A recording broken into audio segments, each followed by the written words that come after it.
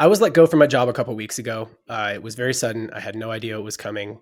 And I have no ill will toward my former employer, but this has happened to me about 3 times in the past 10 years.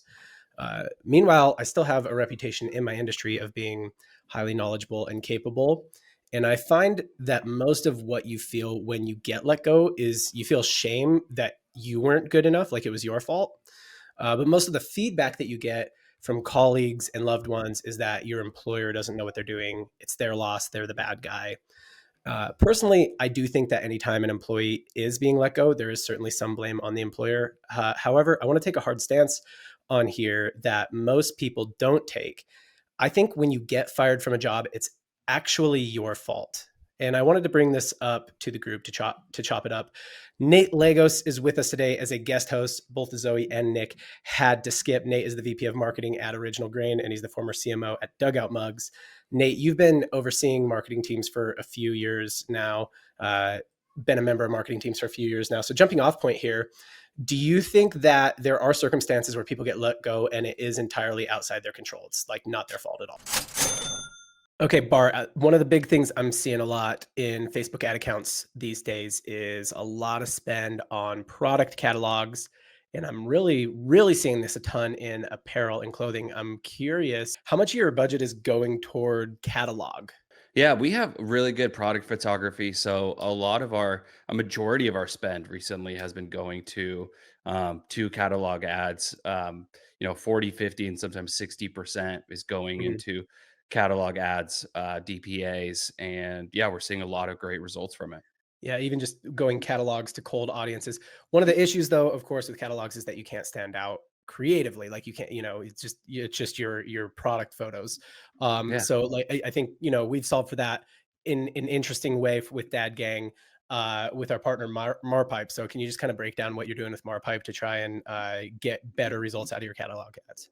Marpipe was able to come in and kind of mix up our creative a lot. We kind of felt like we were cornered into this. You can only show white background images or whatever's on your Shopify site, and they were able to come in and bust out a bunch of variations of that catalog, adding copy or adding various backgrounds or even simple things like price. Before that, we were just kind of held to white background. Here's the hat, and here's the copy of the ad.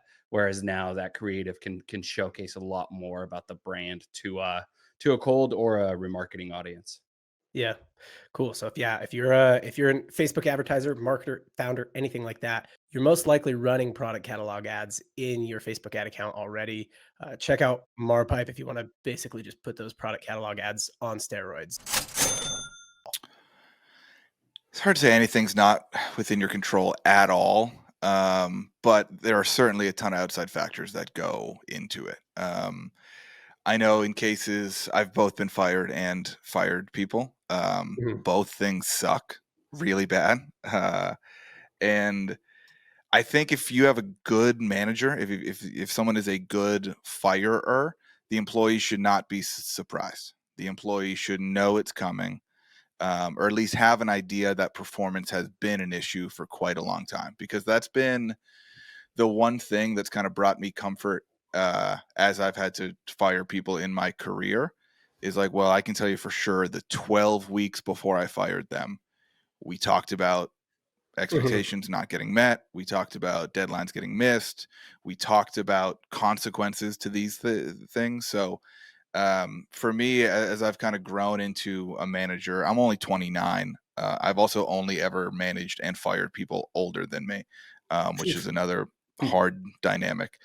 But for me, like that's the only thing that's brought me comfort as the firer is like, well, we talked about this for months, and behavior didn't change, things didn't happen. So unfortunately, had to be done. But that's kind of how I think it should be. Like I think as an employer, you have a duty to give a little bit a leash to understand that your employees aren't going to be as invested in the company as you are. That's why they're below you.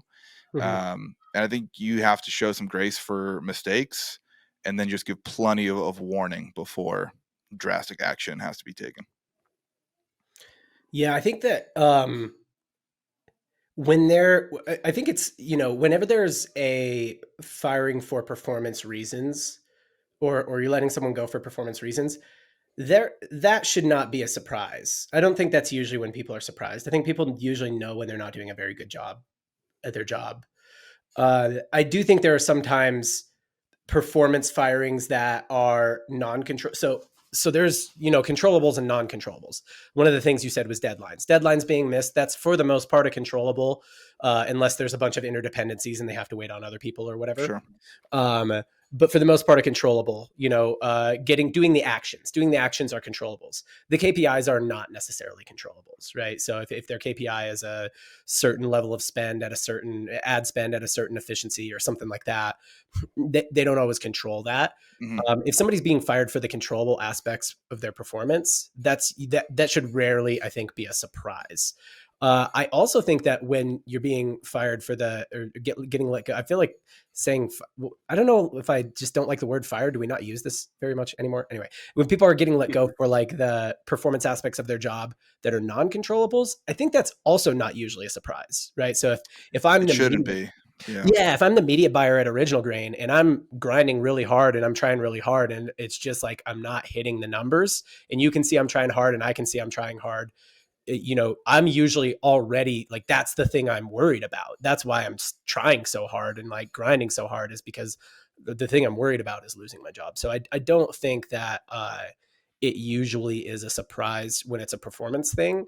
I think that especially as companies get larger, and I have to be a little careful with my words here, I can't speak too much to my specific situation, but I think as companies get larger, sometimes it's not really a performance thing, or at least you're like a whole department is getting cut or an initiative. Mm-hmm. Think about if you work at Google and you worked on, or if you worked at Apple and you worked on like their smart car thing, you know what I mean? Like, we just cut that project, so you're gone. And I think that's where people would really argue with me. Or, a lot of like maybe government jobs are getting cut right now, and a lot of people would argue with me and say like, that's not their fault at all. They couldn't have done anything about that. That's just like their thing getting cut.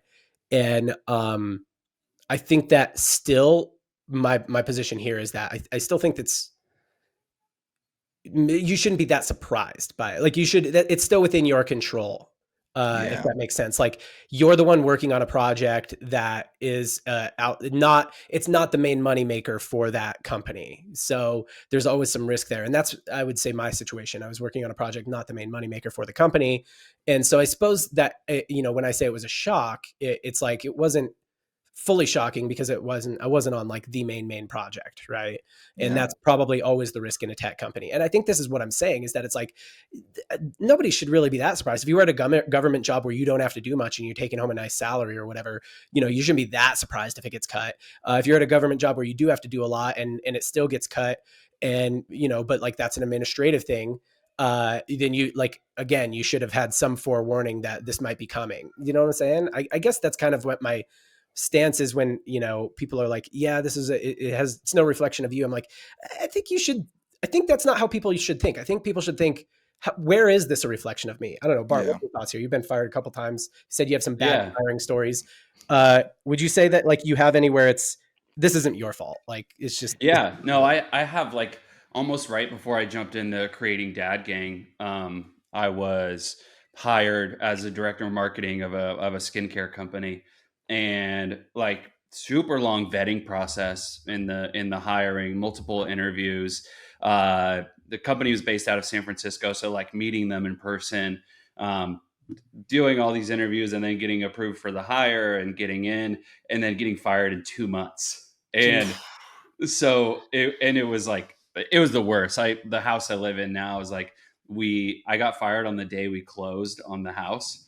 So it was like going to sign the closing papers and getting a random Tuesday meeting telling me that we got to cut your position. And it was like, I started there, month over month was great. I mean, you can't look at much in 2 months.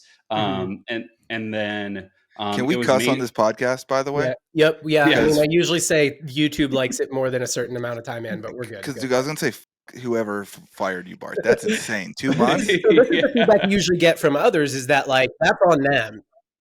Yeah. No, so that's why kind of like counter to what you're saying. It's usually your fault. I have been in situations where like clearly I had a part in it, but this was more like the company was heavily VC backed, Mhm. and so I got hired. Everything was fine. Everything was great. Like that Friday meeting was like, "Yay, we're hitting all these KPIs, and you're doing great." And then that Tuesday meeting was like, "We got to let you go because our board needs to slash X, Y, and Z, Yeah. and you're a part of like 6 people that we're letting go." Yeah. And I'm like, "Dude, I haven't even had a quarter at this job." Yeah. And but at the same time, I'm like, all right, let me go sign these closing papers. But yeah, that was out of my control whatsoever because you go into the weekend on a Friday being like, hell yeah, I'm killing it at this new job. And then Tuesday morning, random ass meeting. You're like, hey, we got to let you go because the board decided this. So Yeah. definitely Uh, not on me. Couple questions. Had you ever worked with a VC backed company before? Yeah, yeah, multiple A times. lot of VC funded. So I mean, Yeah. I guess to me, like when you said that, I was like, okay, I guessed one of two things in my head. I guessed either that this was a company that was hiring a position they weren't ready to hire for. So like, for example, like, I don't know, sometimes companies, they have a little bit of success and they're like, let's hire a marketing director or a VP or something like that. And it's like, yeah, you're actually just like not at that level where you probably can afford to hire like a good person in that role. You need to look fractional or you need to Yeah. continue to DIY it or something like that. That happens a lot of times to like first time founder type of businesses. And then the other time that stuff like what you said happens is usually in the VC world where it's like you get hired, they do a big hiring push, and then yeah, it's like they their board says they got to cut a bunch. It's like yeah, there's just a lot of like shifting. I don't know. The waters are really unpredictable in the world of VC. So Right. I suppose that, again, I'm not saying this is your fault. It sounds like you were doing a good job and stuff. I'm not saying it's your fault because you weren't doing well. I'm saying that, like me, like a lot of people would probably look at my current situation and they say, this wasn't your fault. Like they cut a department that was like a fine department. It just wasn't like great. Right.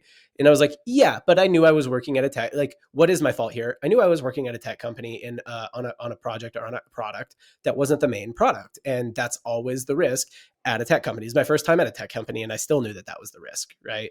So I think Yeah. if you're going to work for a VC backed company that's really leveraged in, um, you know, like a private investment debt, that the people you're interviewing with don't necessarily always call the shots, and it could Yeah. be a I situation think like that. I think the important thing is like what you do off of that, right? Because Right. even the battle of in your head of was it my fault or was it their fault is like that's not going to get you a new job and that's not going to Yeah. create an income. So like the more time you spend in that whose fault was it or who do I blame here? Like you should probably go back on yourself every time and Sure. then just grind or network or do whatever you have to do to like find your next position. Cause yeah, just the I know your friends and family are gonna be like, oh, F them, you're the Yeah. best, blah, blah, I blah. think And even your it's kind of colleagues like do that. false hype. Everybody gasses you. Well, because you feel like if you feel like a little shame, I think it's just impossible not to, right? So I think Yeah, people of kind of course. lift you up, pick you up.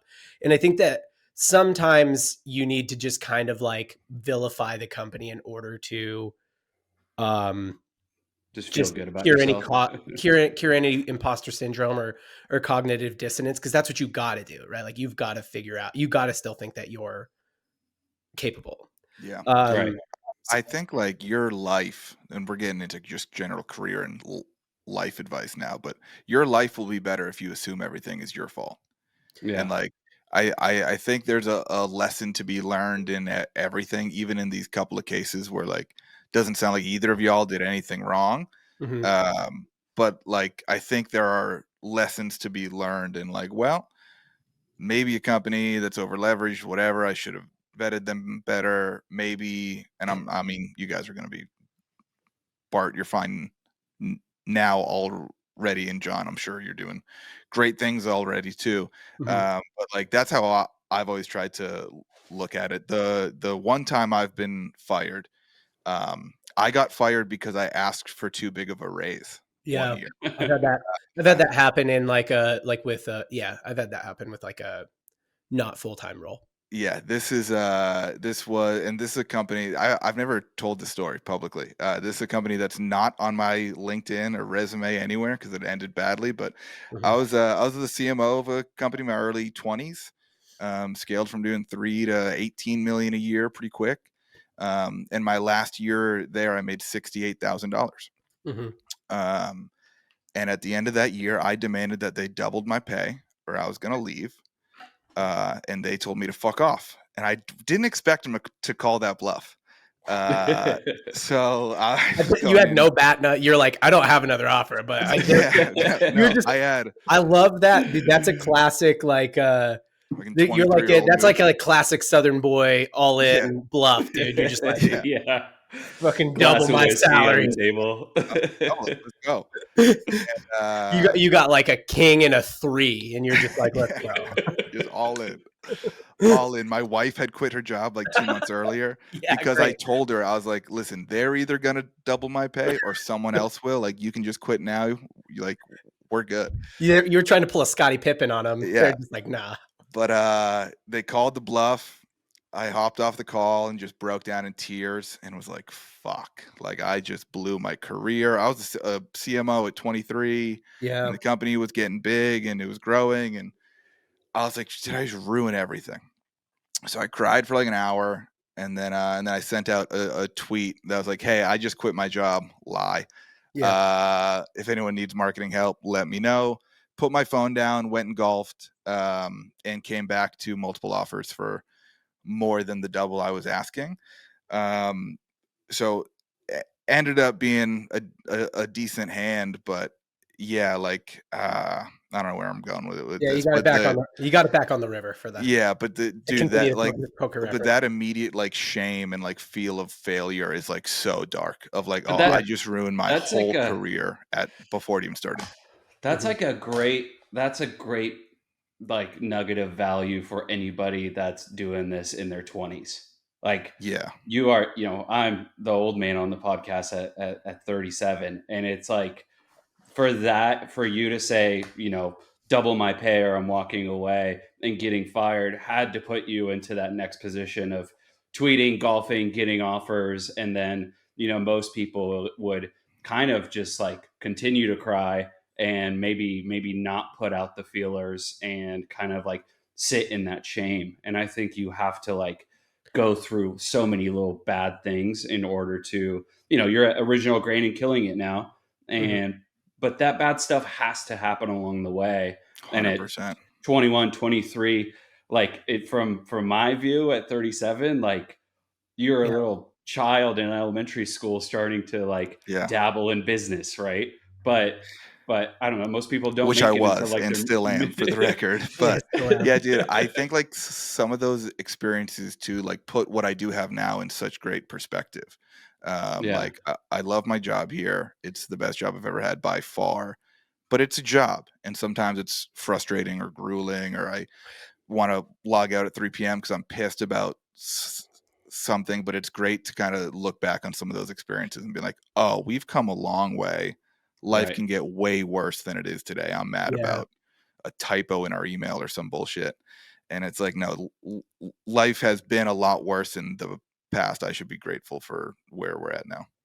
Yeah, and I want to like that's a great like kind of like note for a shift cuz I want to say just two things. One idea that like you just said that like kind of triggered something for me is a thing I tell marketers a lot that like teaching and stuff like that is like a phrase that I'll say or a thing I'll say tongue in cheek is like uh if you're not getting if you've never gotten a cease and desist, you're probably not trying hard enough, or like if legal's not kicking some stuff back and disapproving some stuff, you're probably not pushing hard enough, right? Like you need to, as a marketer, figure out where those boundaries are. And I think that like maybe same phrase applies to what happened to you, where it's like, if you're not, maybe getting some like FU call your bluff firings or like you might not be pushing hard enough, right? If you're just asking for the 10% raise and you're like, by the time I'm 60, I'm really going to be making a Yeah.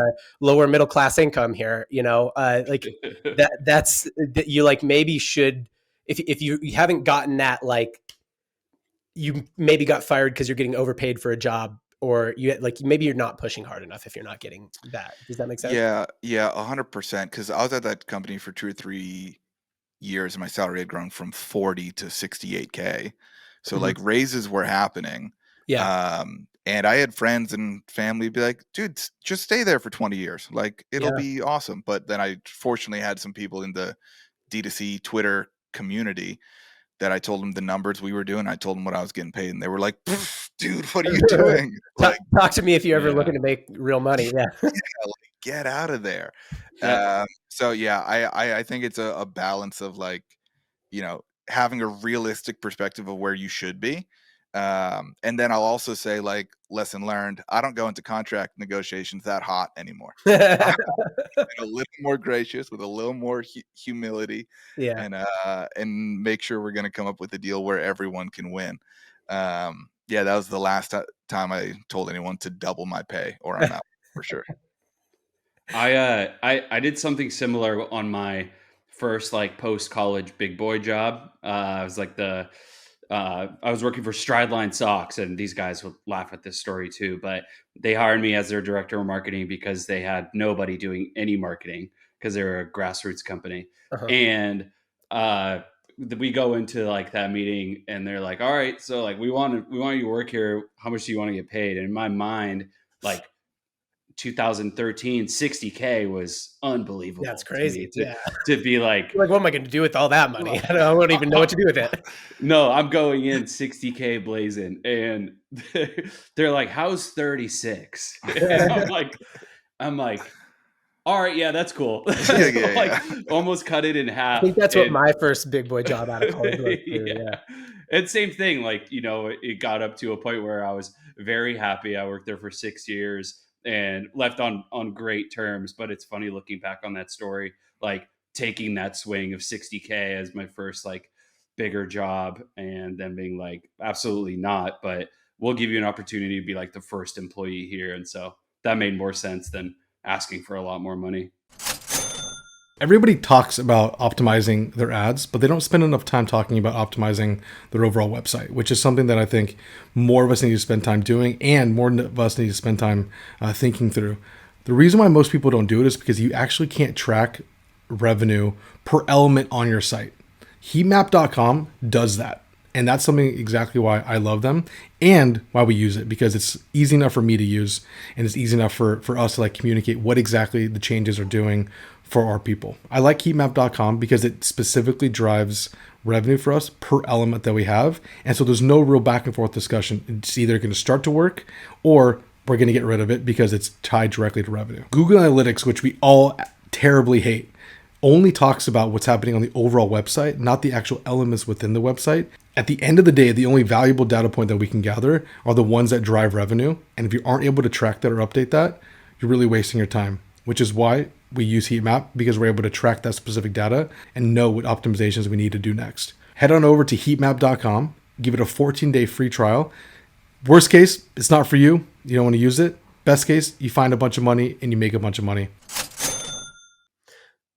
I want to shift to a thing that like Nate, you kind of hinted at, and like I've told my story in different places before, but like like probably the first time I like really got so my 3 times being let go. One of them's very recent, obviously, and then one time was from an acquisition. So like, my company had gotten acquired, and then, so they just paid my earn out, which is almost more insulting. That's like, when a player, like an MLB player, an NBA player, or something like that, like they just are like, what's it called? They just like waive them. They're like, no, we're going to pay you. We just don't want you to come anymore. Yeah, Like, we'll pay you to stop playing for us. yeah. Yeah. Like if you find someone else who will take your salary, that'd be great. Like you can totally play for them. But yeah, like the usually guys are just out of the league at that point because like that team wants to pay you to not come. So that was almost worse, but at least I had like a cushion, financial cushion from it. And then, like the first time was like 10, 12 years ago, something like that. It's probably a little more like 12, but no, it was less than that because it was before my second daughter was born. So that I've said before is like, I just like went out into the parking lot and made some calls similar to what you did, Nate, where you like tweeted and then went and golfed. I went out in the parking lot, made a few calls. By the time I like left the facility, like left the parking lot, I had some money lined up. Like I had actually more than what my salary had been lined up. So the thing I want to shift to is network slash personal brand in whatever space that you're in slash, I don't know, whatever you want to call this. Right. Because I don't think I've like like just submitted a resume or application since that job, whatever, however many years ago, that first time I got let go, like however many years ago. That was like the last time I didn't know anybody at the company and they just like interviewed me off of my resume.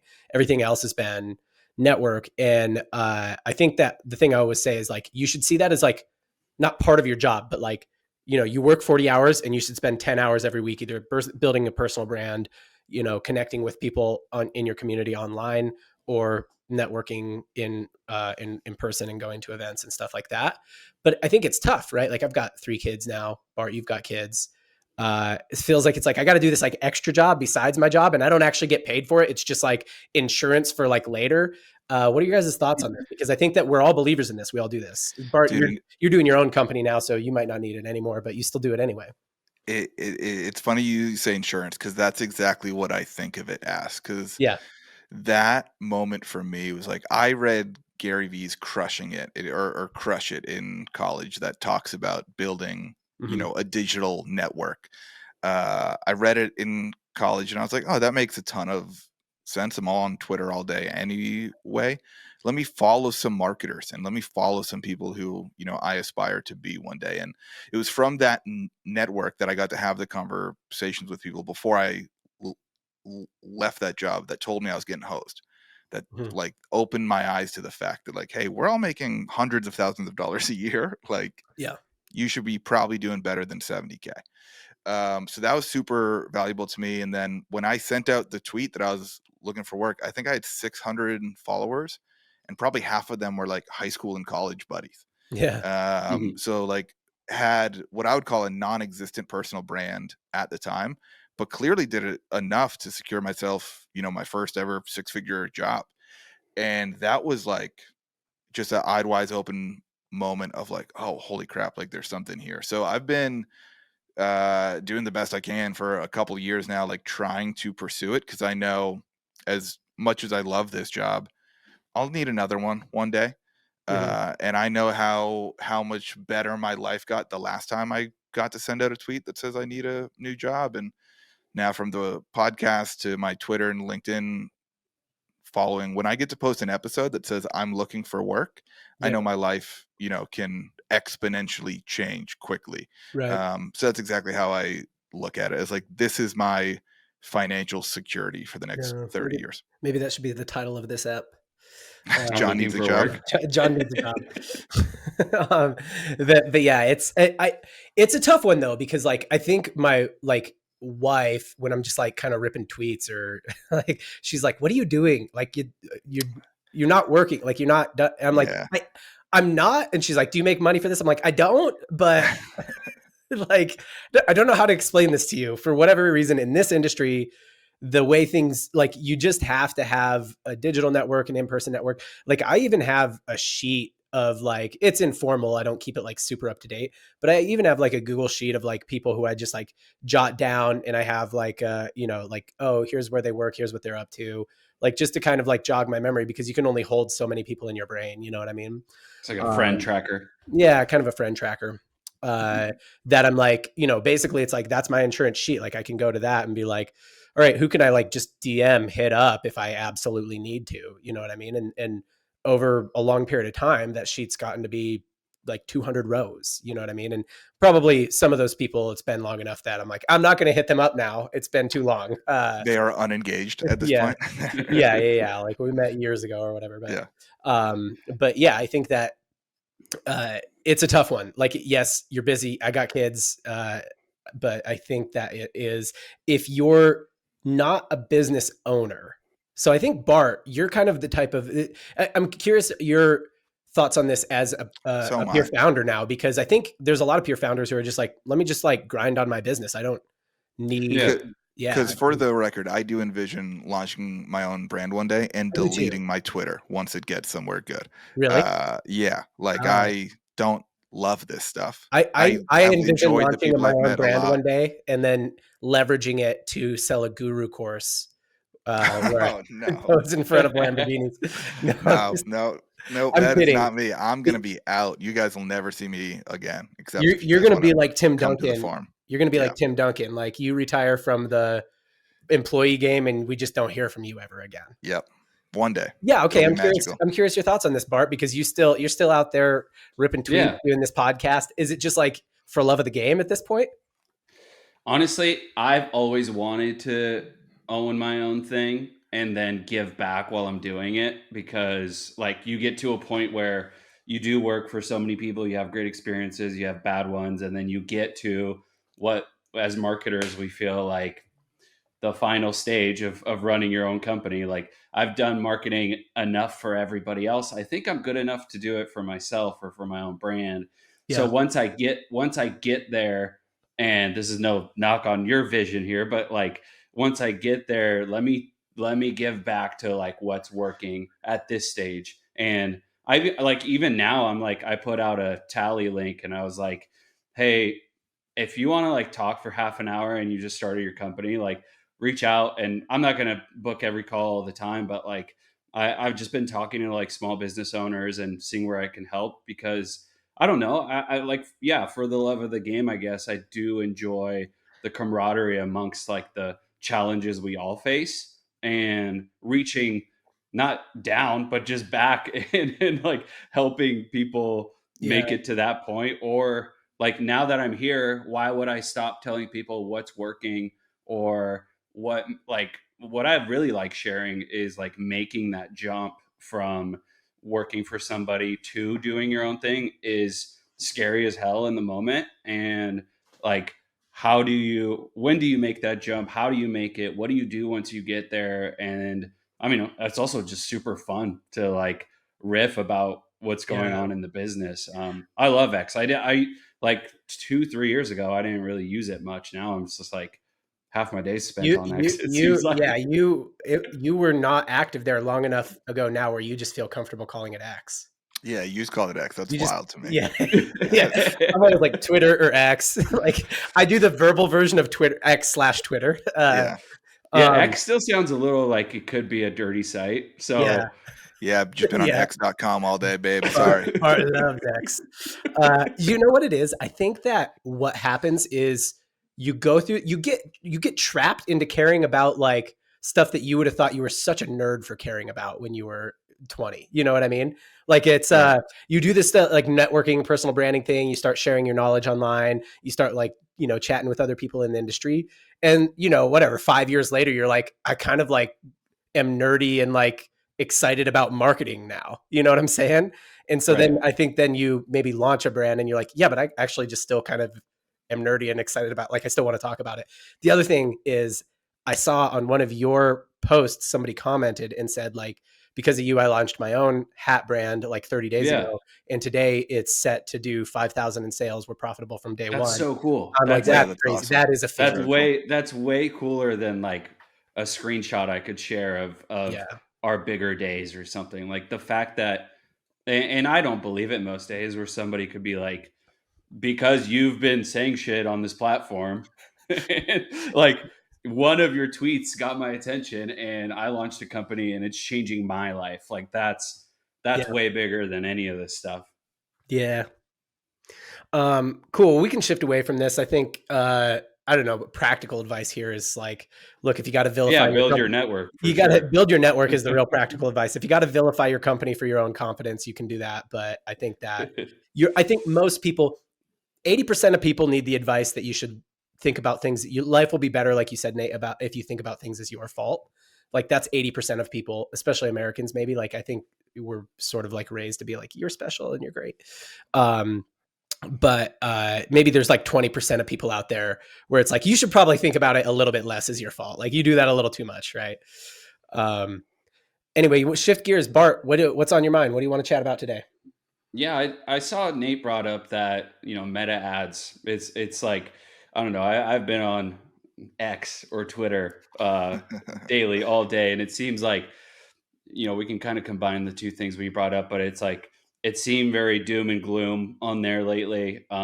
It's because it's not Q4 and everybody's Mhm. not stoked for the holidays and discounting their brands. But a lot of people are complaining about meta bugs, and it's just this rinse and repeat every single year. But Nate brings up a good point that meta ads are still great, probably still the best outlet if if your creative and copy are great. So I couldn't agree more. I'll just start there. Like I see the complaints, I see the bugs. I'm in there all day too, Yeah. and they exist. We can say they exist on Twitter all day and bring other people down, sure, but at the same time, I do think that at this stage in the game of ads manager, great creative and great copy will win out every single time, especially if you're brand new to a lot of these things. Like you could spin up an Advantage Plus campaign if you're very new to this. And if you have really good creative and copy, you're going to get some wins. I'm not saying you're going to get them immediately and you're going to get them often, but we're kind of in a good place to do that if your creative and copy are great. So, Nate, I'd love to hear your feedback on Yeah. this What because triggered that thought? you've been talking copy a lot lately too. So What triggered that yeah, thought jump Yeah, for you? in. I'm super high on our copy these days, and not for any egotistical reason or because I think I'm a great writer. I failed a college English class 3 times before I passed it. You're in your Don Draper era right now. Yeah, but dude, like I've tweaked words in headlines on our landing pages that increase conversion rate 12% over 4,000 orders, and I've written new copy that has increased our AOV by 10%, and like it's been really eye opening to me to see like how much I probably slept on good copywriting early on in my career. I figured no one read it. It doesn't matter. Show them the images and videos. That's all people want to see.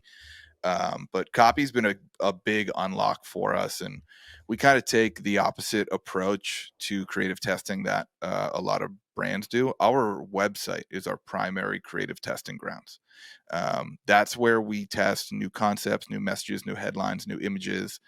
And then when we prove that these elements are increasing conversions on our website, then we bring them to Meta.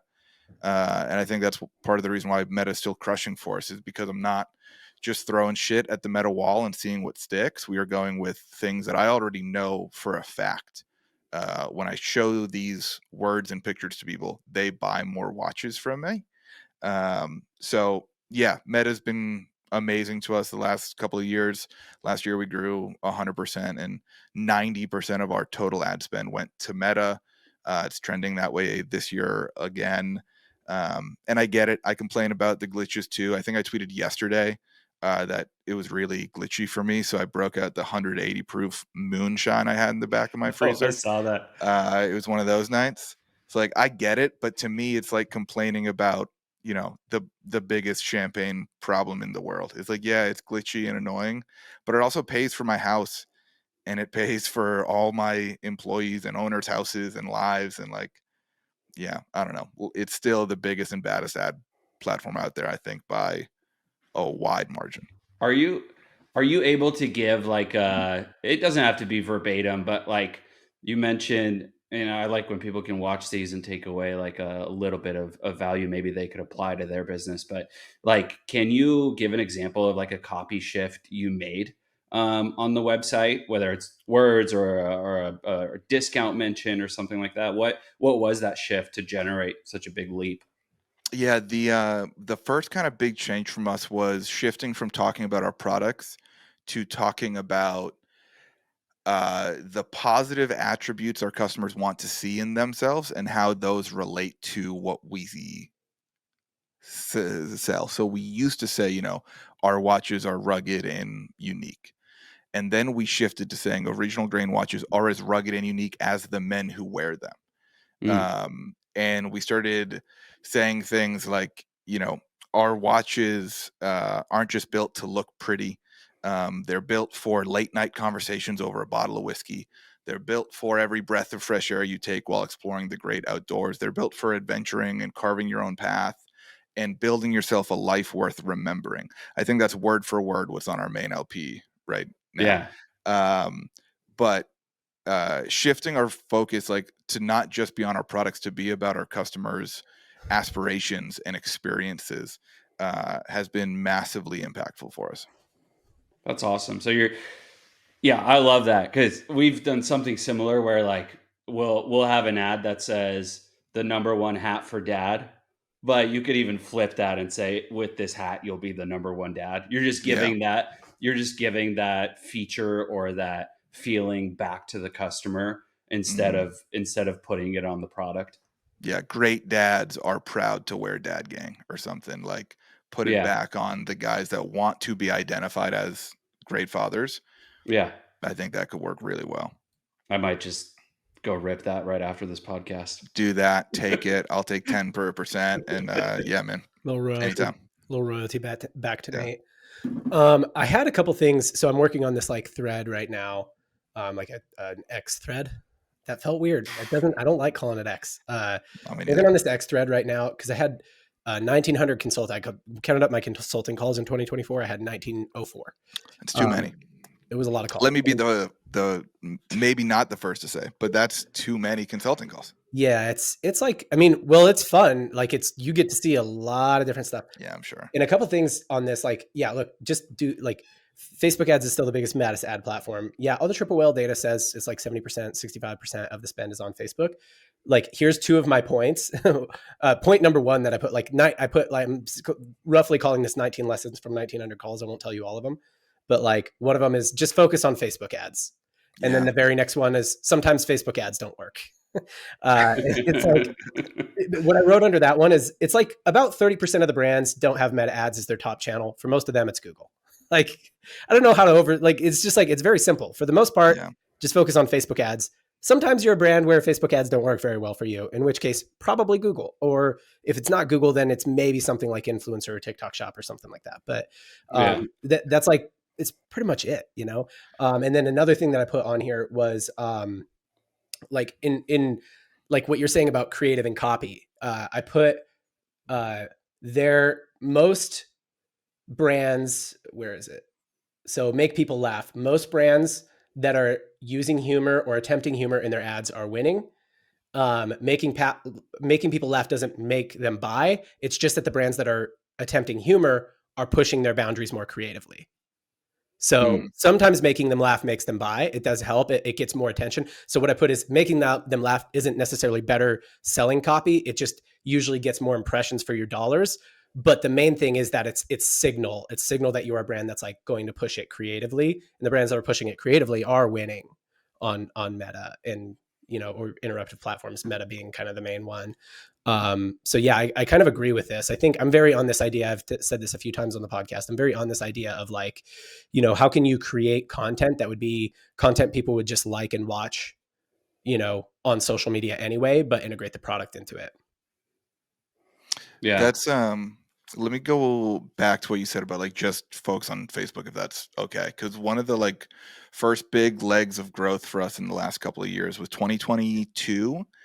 We were spending money on like 7 different ad platforms.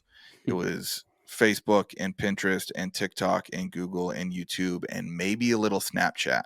Yeah. And we were doing all of those and we weren't doing any one of them well. And like we burnt a bunch of money and energy and time trying to get all of those to work. And we finally just said like, screw this. Let's narrow this down to Facebook and Google and let's get really good at executing it. And I think that's something that like doesn't always get said in these conversations about where you should be spending money. It's like your every new ad platform you add takes not just money, but it takes bandwidth and it takes time and takes brain space away from your team. We're now like, I don't have to worry about what our 6 ad channels are doing. I just have to look at 2 of them. And if anything is going wrong, the problem's probably in one of them. And I've got a 50-50 shot at picking the right one first. So I think that like focus and then how that focus can improve the quality of your execution matters way more than like maybe TikTok ads is 10% more efficient for you. But if you were 50% more focused on Facebook, I think that'd work out better. Yeah, I think it's the way that I usually say it is that a lot of brands would come to me and they would say, okay, what are these other brands doing, or what else could we be doing, and stuff like that. And I'm like, oh, if I'm going to rephrase your question to use to like in more like blunt terms, what you're asking is, what's the secret channel that we don't know about? What's the Yeah. secret advertising channel that we don't know about? Like, spoiler, there isn't one. There's like 5 pillar channels for e-commerce, and it's like Facebook ads, Google ads, Amazon. I would call TikTok Shop one of them now, and influencer, and that's it. Like every brand is built on one of those 5, and there's very few exceptions to that. If they're not built on one of those 5, they're built on some sort of in-person thing. So they're a big retail brand or something like that. Yeah, or they're like Amazon only and they're running ads through there. Yeah, that's Amazon. Yeah. I have just a I said that one.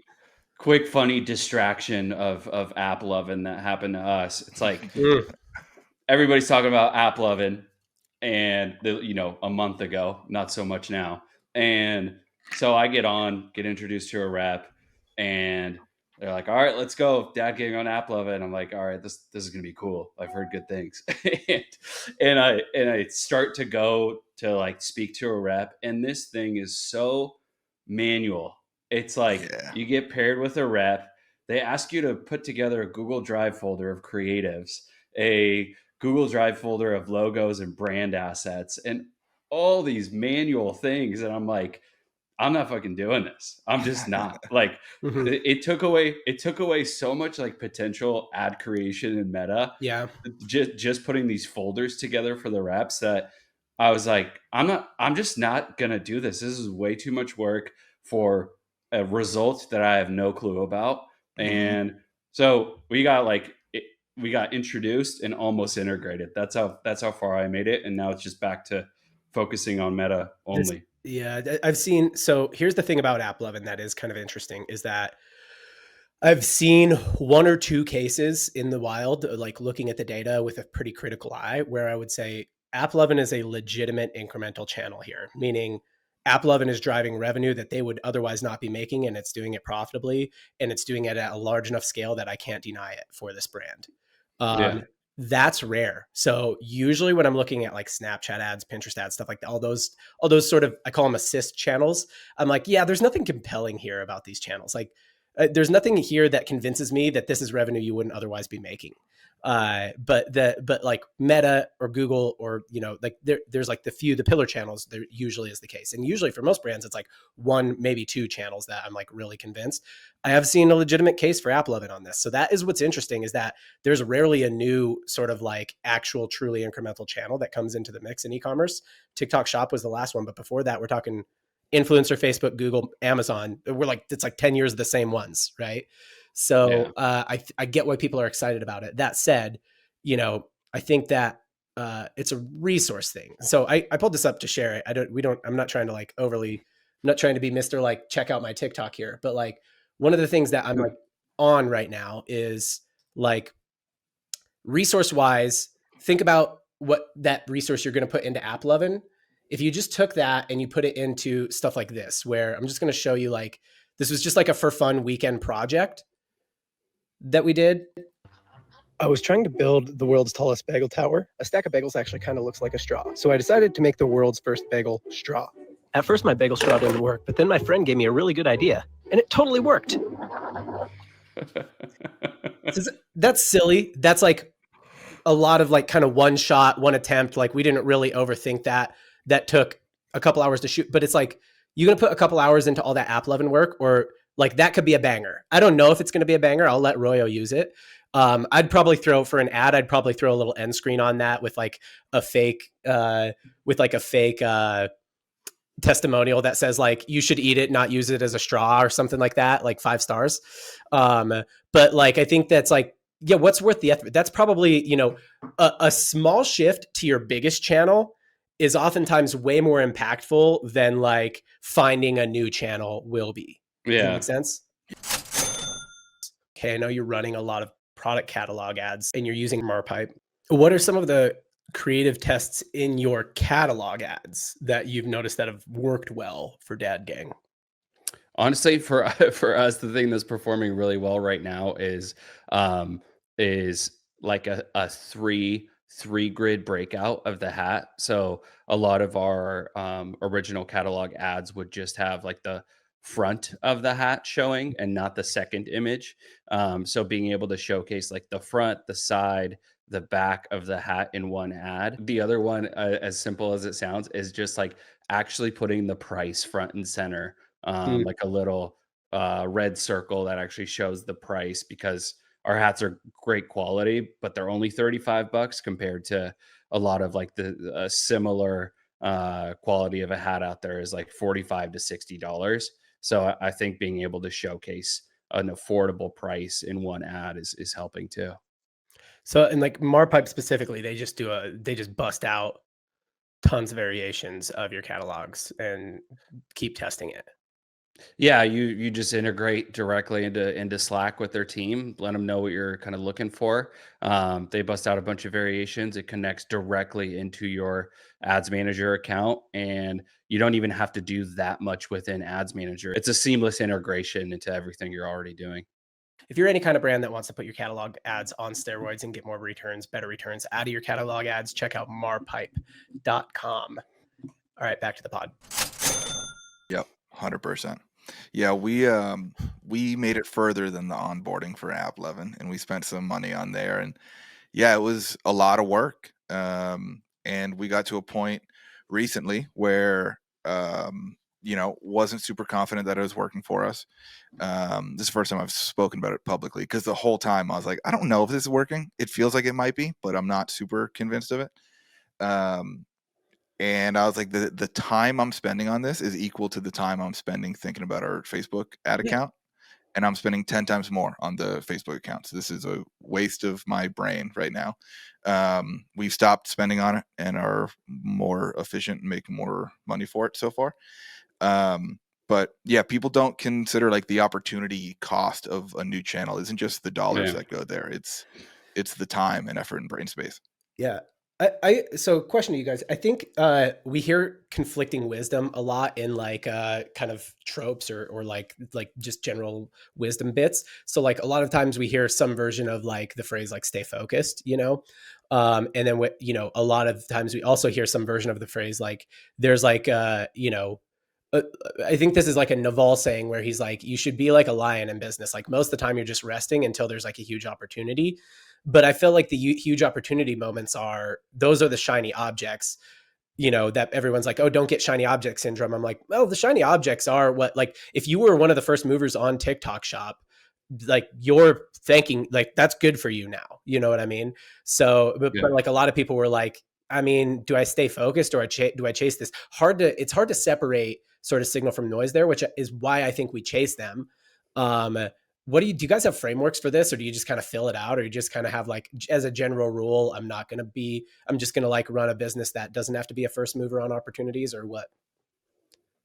I actually ignore a lot of noise for as long as I can until the shiny object is so bright that you're like, okay, let me give this a whirl. But you want to find like a fine line between jumping in too late and that's what I'm saying. You and like yeah. And so like with App11, it was like, okay, I'm like hearing enough good things, but it doesn't sound like a lot of people are there yet. So I am going to try it now. But then just like the back end of it threw me off. So it's like, no thanks. But for the most part, I'm like, we joke about it in our dad gang text thread, but I like horse with blinders for the most part with whatever we're focused on. Yeah. But if something is making enough noise, or you talk to your network or your peers, and like, I think the advice you get from your actual like peers or friends within the industry is a lot more valuable than scrolling Twitter X and hoping to learn from there. This is another value point of like a good, group of 10, 12 people who are doing similar day-to-days as you, right? So the network is, aside from, it being insurance, it also gives you, like, that was one of the biggest things I noticed at Triple Whale. I'm like, oh, half my value is that I just have a ton of context. I see so many brands. I talk to these people who are internal at a brand, and they're like, well, is this actually working for people? I'm like, oh, no. You don't know that, but no, it's not. like it's crazy that you can be so good at marketing, but also not realize blank channel. I'm not going to call anybody out here, but blank channel isn't really working for anybody, I don't know. For me, like I try to Yeah, because I'm also a big time anti shiny objects horse with blinders on kind of guy. That's why But me you and still Bart tried app like each loving, other. so yeah. I think, but we tried it still. Um, for me, I think about running everything through like the filter of our brand. So when I look at a new channel or a new software or a new whatever, I think about like, cool, is there anyone else on there who's killing it with a $300 AOV, Mhm. with a not fantastic repeat purchase rate, Yeah. that sells products that nobody needs? It's a luxury item. Are there brands that look like me and act like me that are succeeding on there? Mhm. Because my inboxes are still flooded with people telling me we should get on TikTok shops. And I'm like, yeah, show me one other brand that does something similar to what I do that's killing it, that's not predicated on a 50% off subsidized discount from TikTok. Mhm. It's not happening. So I'm not going to waste my time there. And for us, like, we took a swing on App 11 because we were killing it in Q4, and we were like, yeah, let's see if this can be a line in the water for next year. But for me, I think we sometimes overestimate the risk of being too late. Like whenever I launch a brand in the next 12 to 36 months, I'm going to start on Facebook ads. I don't Yep. believe I've missed out on the Facebook ads gold rush yet. And I think no one feels like they're missing out or they're too late to the game for Google ads or for influencer activations. Was it easier, cheaper, simpler back in the day? Sure, maybe, but Yeah. those opportunities aren't gone. So I think sometimes we can be too afraid of that, and it causes us to jump too quick. It can be a safeguard against like false inflation of your numbers though too. So for example, if you launch a brand and your primary channel is Facebook ads, you're going to have to launch a brand that is sort of like Dad Gang, right? Like Dad Gang can work on Facebook ads, even though you didn't launch in the gold rush of Facebook ads, because it's like, oh, this is just the exact kind of thing that does work. It's very visual, like people, like well-known people sort of wear it naturally. Um, it's like it doesn't need explanation. I already know what a hat is. This one's just cool. You know what I mean? It's like the exact kind of thing that does it hits a community, a niche community, but it's a big community. It has good repeat purchase rate. So it's like the kind of like you have to be not launching in the gold rush of a thing. I always do this too. Like a lot of people would say I'm late to the game on podcast and YouTube, right? Like this is not the gold rush of like launching a podcast or whatever. Right, same. But it makes me be like, okay, well, we've got to launch something better then, like something good that's not going to get held up by being part of the gold rush. Oh yeah, that goes back to like product and brand launches too. It's like there's been dad hats forever, right? Mhm. And baseball hats and dad clothing and culture and all that One stuff. might say dads are the main market for hats. Yeah, I think fathers have been around for a long time. Yeah, for quite a while. Like, Father's been around for a minute. Yes. Yeah. Agreed. Yeah. Ever heard of Jesus? But it's like Adam. yeah. Yeah, I would say it's like if you can break through some of that noise, like we broke through by being a brand that's makes high quality hats for dads and isn't funny. Like I think that's like where we broke through. And I think a lot of people do stop from launching, whether it's on a platform or stop launching anything because it's already been done.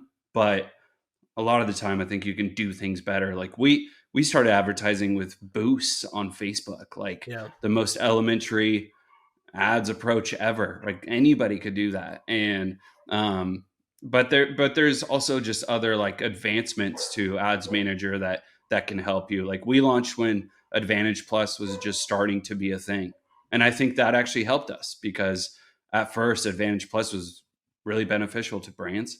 Now it's more of like a remarketing tool as far as I see it. But yeah, it's not an old enough channel to just say like, no, I shouldn't be on there because everybody is. Yeah. Yeah, I look at those signals as like it's more proof of concept than anything. Like I look at a crowded market as a proven market. And for me, like that's where I want to be investing my time, energy, and money. Yeah, doing something better than that's already proven. I like it. All right, Nate, clean us up. What's on your mind today? What do you want to chat about? I want to chat about something we've been talking about internally at OG for a while, and I finally have the data to back it up. I tweeted a chart this morning that shows 50% of all consumer spending in America right now is by the top 10% of earners. And increasing AOV and moving up market in the watch world has been a goal of ours for a couple of years, and we're inching our way there. But I think if you are building a brand right now, you should be building a brand and building products for the top 10% of American earners, or don't build a brand at all. I'm so glad you chose this one, because when I saw this on the doc, I was like, oh, I want to choose that. But yeah, I'm super hot on it. And like, to be clear, that doesn't mean, Bart, I think you should go make a $300 hat. Yeah. But I think we should be making products whose quality and content and messaging reflects the people who are actually able to spend money right now, and that's not the middle class. So that's, I think, something that is a lot of the reason why people are struggling now, and they're blaming Facebook or they're blaming Trump or tariffs or whatever. And it's like, no. It's just these top 10% of people that are spending money. Build content and build products for them. I think that it would be really interesting to see, because like we had a lot of data at Triple Well about, what's going on with Shopify spending and stuff like that, what categories are growing, which categories are shrinking, etc. I think we get a lot of public data about like, what's the, consumer price index, right? Of like, oh, here's like eggs and milk and all this stuff that people have to buy. But I'm like, well, actually the numbers from Shopify would be really interesting, because Shopify are mostly want, not need purchases. Like they're not food, right? For the most part, or whatever is food or food and beverage on there is mostly some better for you version or premium version. It's not like going to the store and buying milk. So it'd be really interesting to see Shopify data on how much Shopify spending. I bet it's even weighted further towards that richest cohort. Yeah. And I want to call something out here, because I think it sounds like you're saying appeal to a really small market. The top 10% there's 340 million Americans. So we're talking about 34 million people here. It's a large enough audience. It's like, it's not nobody, you know what I mean? It's a pretty big group of people that make up the top 10% of earners. So I'm interested, what at Original Grain are you guys doing? Like, what are your thoughts? You've probably gathered more thoughts than the rest of us on building products and brands for the top 10%. I think, if somebody's sold on the idea of doing that, how do you do that?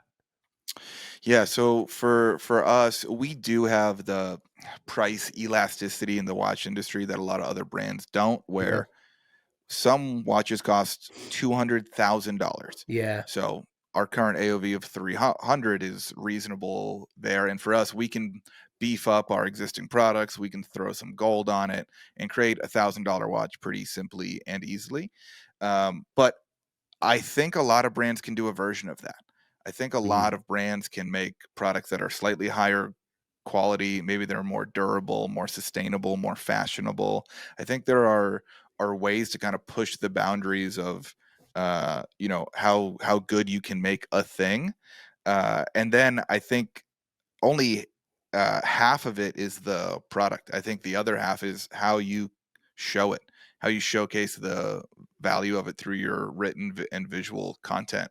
A recent kind of copy concept that's winning for us is talking about how there's 100 years of history in our watch, because the oak tree that the wood is made from was planted probably in the 1800s, and then it had to grow for 100 years.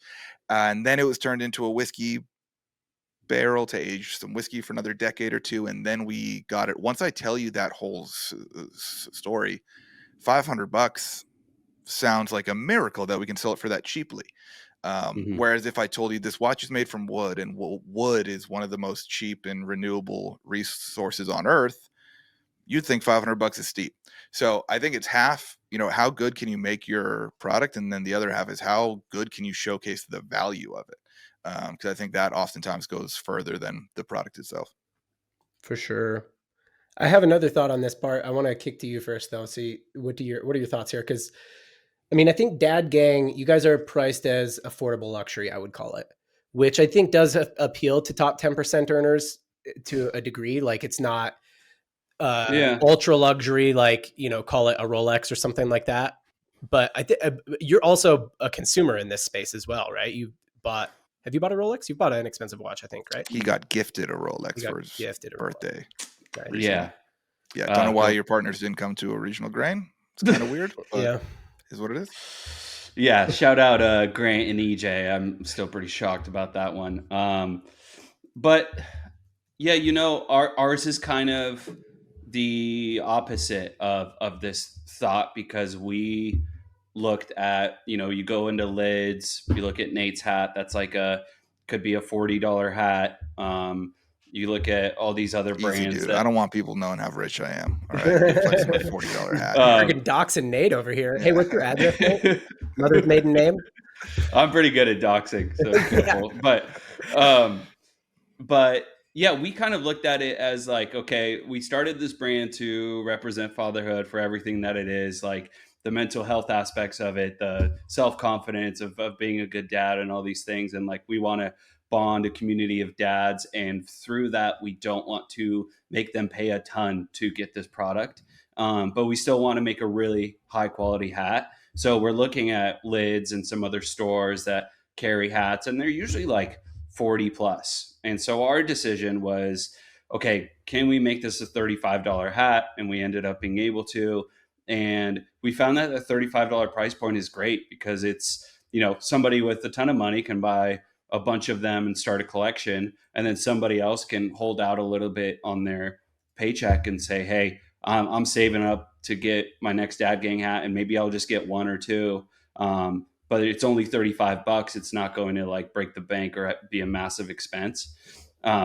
So that's kind of like how we went into it. But at the same time, we just launched like an $80 hoodie. And so it was a really high quality hoodie. And we're just kind of like, will our customers want this? It's more than double our hat cost. And let's just see, let's test this hoodie. And it's almost sold out. Like it did really well, and people are buying it. So it does show like our brand can resonate with like that higher spend customer. But going into it, like Nate said, don't start a brand if it's not kind of higher end. We went into it with more of an approach like, we want to make this somewhat affordable for everybody to be a part of this community. I want to tell you some things that we were learning about the Breeze website that was costing us a bunch of money that we actually didn't know until we installed a heat map. On our product page, we have bullet points that looked like buttons. We had elements that looked like buttons that you actually can't click. And we were finding out that we were literally losing money because the navigation was so unclear that to the thousands of dollars, because of the amount of traffic we're spending, we weren't able to find success. And so heatmap.com was able to kind of highlight and tell us exactly where these users were clicking. And we made that immediate change. Then we saw on the heat map that like we had product tiles where people were navigating to kind of add to cart or learn more about the products. It's too far down on the page, but majority of the revenue is starting and driven from those specific tiles. And by us just moving those up the page so it's less of a scroll on mobile, we're able to drive almost 2 times the revenue from the same exact amount of traffic. That, again, was only coming from heat map. I think that's super powerful because it's able to track specific dollars per element on your website, and no other thing in the world can do this. Not that I know. And so this is why it's easy enough for me to use or our CRO to use. There's no negotiation. There's no back and forth. It's either making us money or it's losing us money. And it's the reason why I'm super thankful for the heat map team to be a part of this crew. And if you want to try it for 14 days, free of charge, worst case, doesn't work for you. Best case, you make a bunch of money, you save a bunch of money. It's a win all around. Hope you guys try it out. Well, and I'm not trying to be exclusionary, because what I think you guys are doing such a great job of, yes, the product is affordable to basically everyone, but the quality is still top tier, and the content around being a great dad, celebrating the fatherhood lifestyle, you can't put a price tag on being a great dad.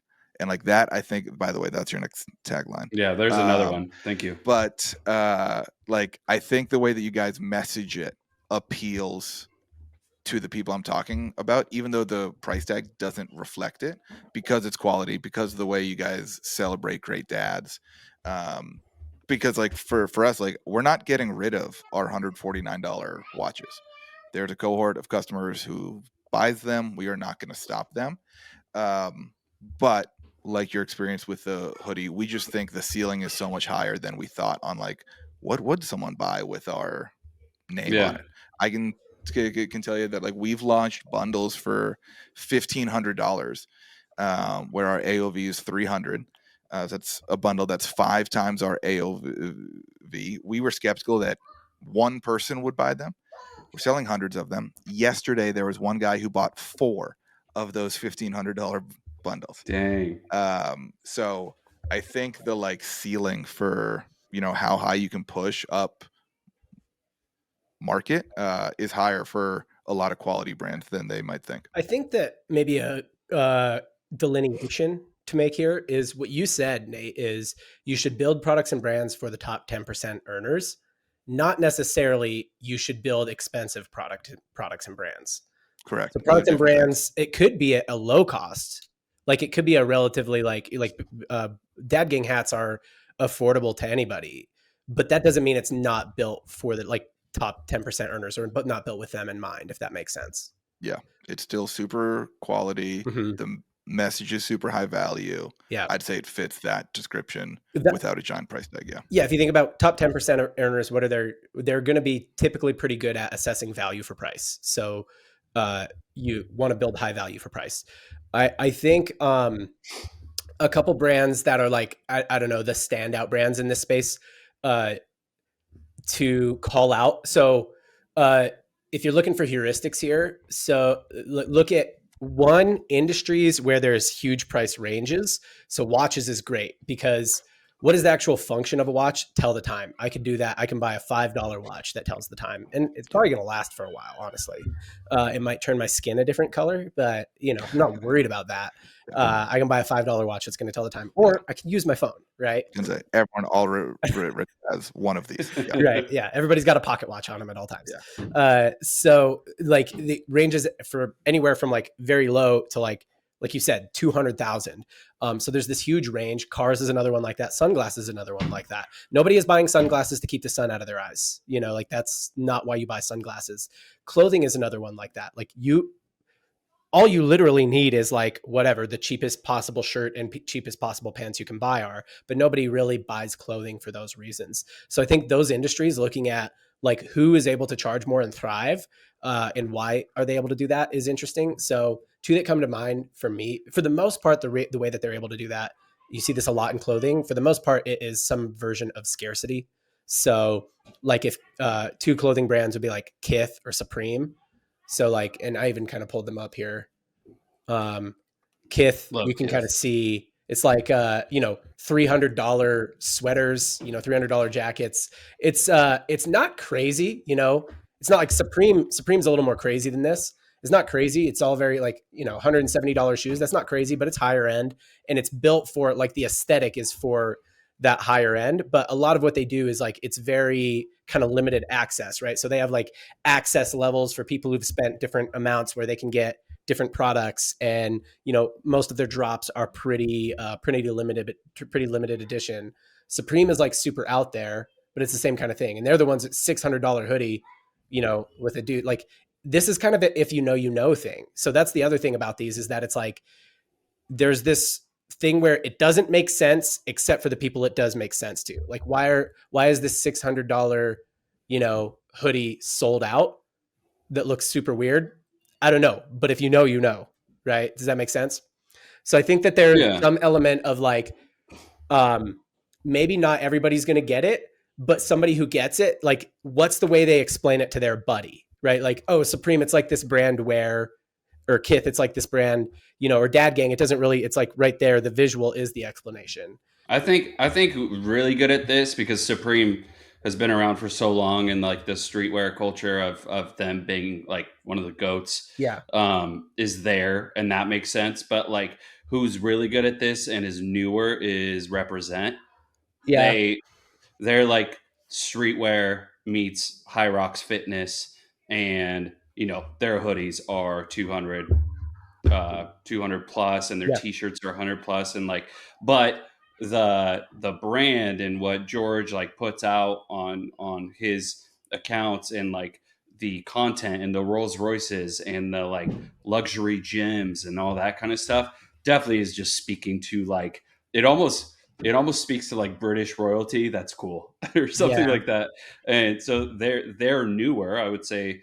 represent, like in the past 2 years, has become a pretty big brand. And they do a really, really good job of selling to that kind of top spender. One more I'll call out. Nate, you might be familiar with these guys. Are you familiar with Carved?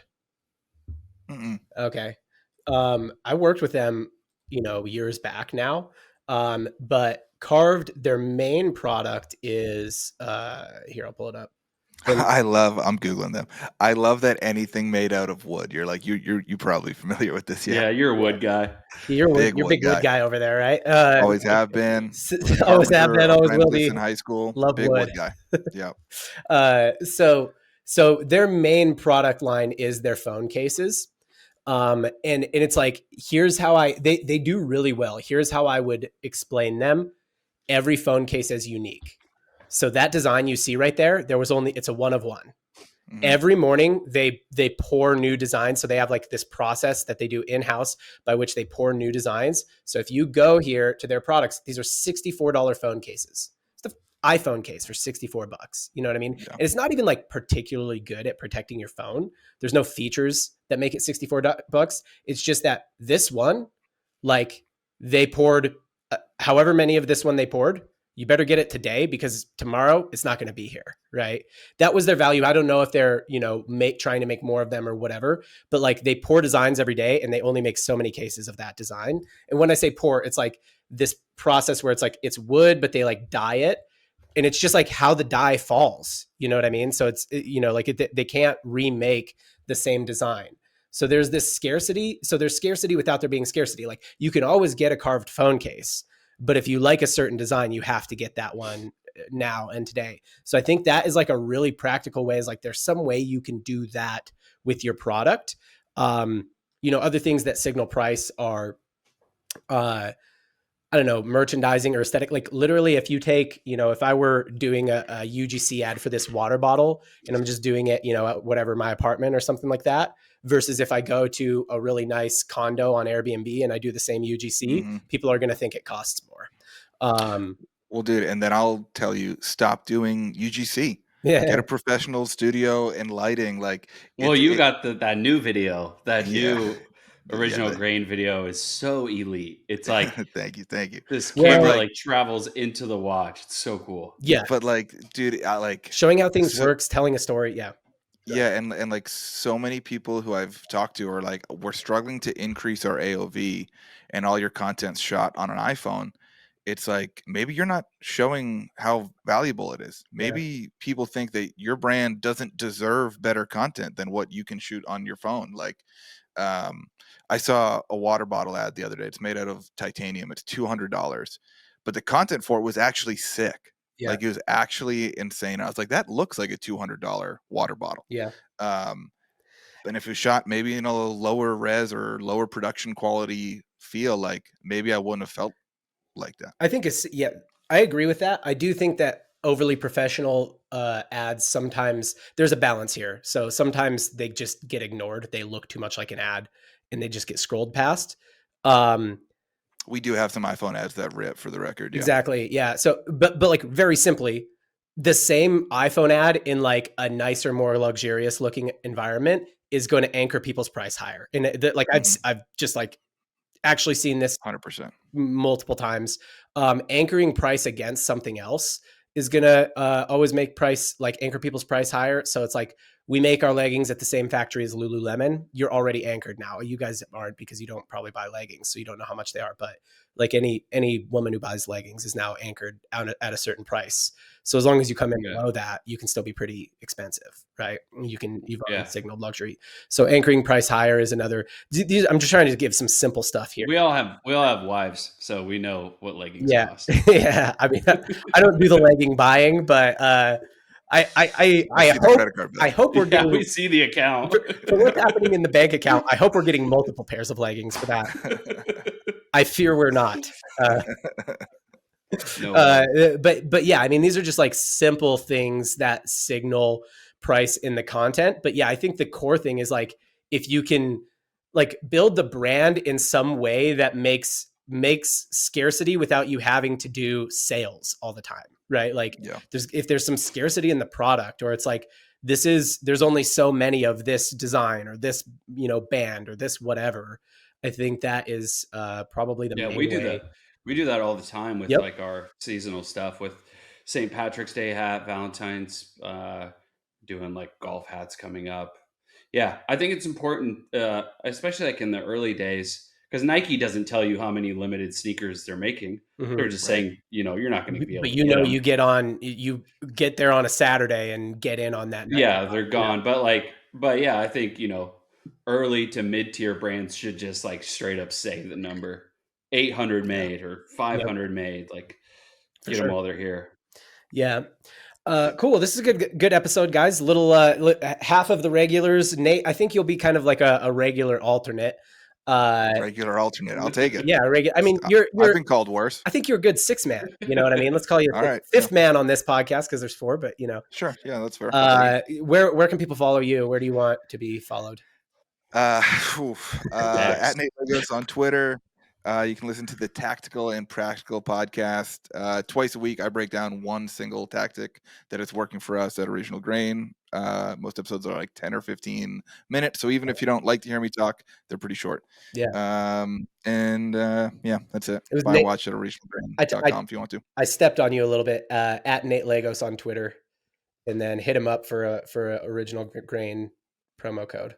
Yes, sir. Thanks so much Is for that, having me on. Yeah. Is that Grand Opry collab gonna just sell quick, or will people be able to get it? I don't know. We'll see. The Grand Ole Opry collection, made with authentic wood from their stage, drops tomorrow. So cool. We got it on the wrist. It's Yeah, probably by gone by like the 2 time weeks ago. Yeah. I don't know. A few weeks ago it dropped. It's probably gone now. It drops on March 13th. We got it onto some great artists like Red Farron and Jelly Roll already. They were pumped about cool. it. Got some killer content with them. Yeah. I do expect this first batch to sell out within a month, probably. And then hopefully we have time to replan for Father's Day. But yeah, check us out. Always got a bunch of new fun stuff happening over there. Subscribe, do all the things that people tell you to do on the platform that you're on. All right, that's the end of the episode. Bye.